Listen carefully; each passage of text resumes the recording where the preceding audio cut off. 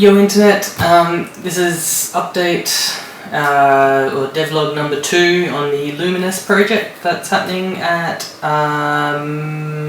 St Paul's Cathedral for White Night, Melbourne, February 20th. This is with the choir in Venue.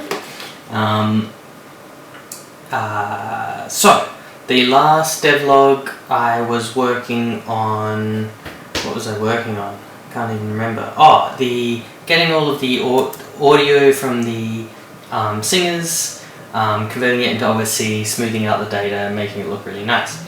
My plan was to then send all of that into Open Frameworks and then send it out of Open Frameworks, like this graphics program, make a graphics program in Open Frameworks, send it out of that to another Open Frameworks application that would be controlling the projector, or being sent to the projector. Things have changed a little bit, so the current setup is sort of based around this. So this is written in Max. It's just a control interface, and if I shift click on the display here, it actually opens up my Open Frameworks program, and so this Open Frameworks program is sending out a spout source, which is being picked up by Max and being displayed here, so I can control all the graphics here and then just use this single Open Frameworks application, send this to the projector and send it full screen. So we'll just run over what how things are looking at the moment. We'll send some audio through. So the things I can control, I've got so what we're looking at here, these graphics, these are what are going to be projected onto the singers. If I bring up these crosses, you can see this is what I'll line up on each singer. Here they are in Open Frameworks. I can change the distance between singers and the overall sort of size of the projection, and control its position left and right. So all of these controls here are sort of about projection mapping and sorting out the projection onto the surface. I can see my incoming data here, and I can control how fast the signal rises and how fast the signal falls. So this would probably be a good way to look at that. So I can make it so it's really quick and abrupt, or I can make it so it's really slow and smooth. I've also got this preset system up here. So each of these sort of lighter grey tracks are individual singers. I've got control over their colour of each particular singer. This glow's getting a bit out of hand. Let's fix that.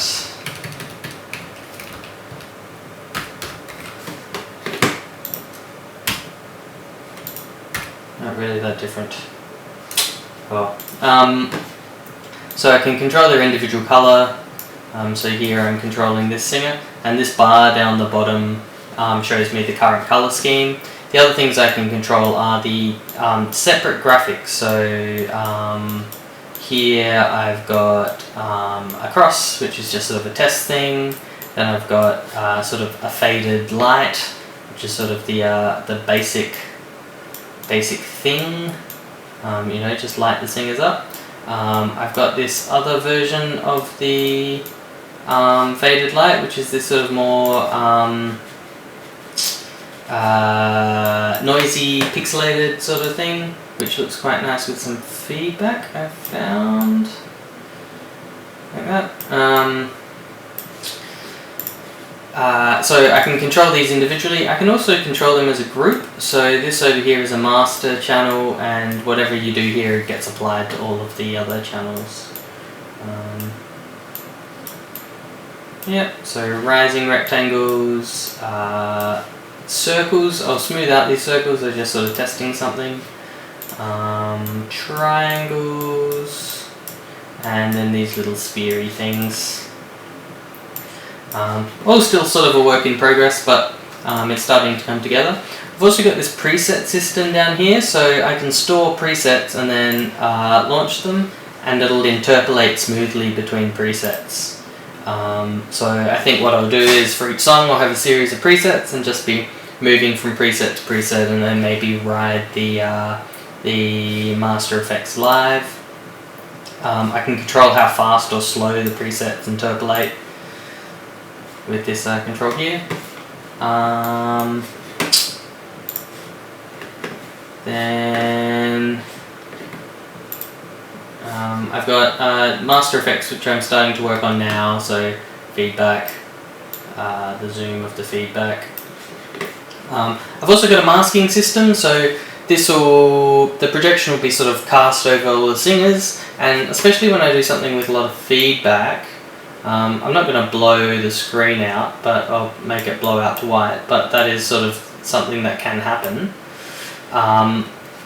So I've got this masking system. If I hit this, it makes the screen yellow, but that's there to show me my mask, and I can actually clip in the edges. So I've got left, right, top and bottom, and then I can smooth those edges out and turn that off, and turn feedback off.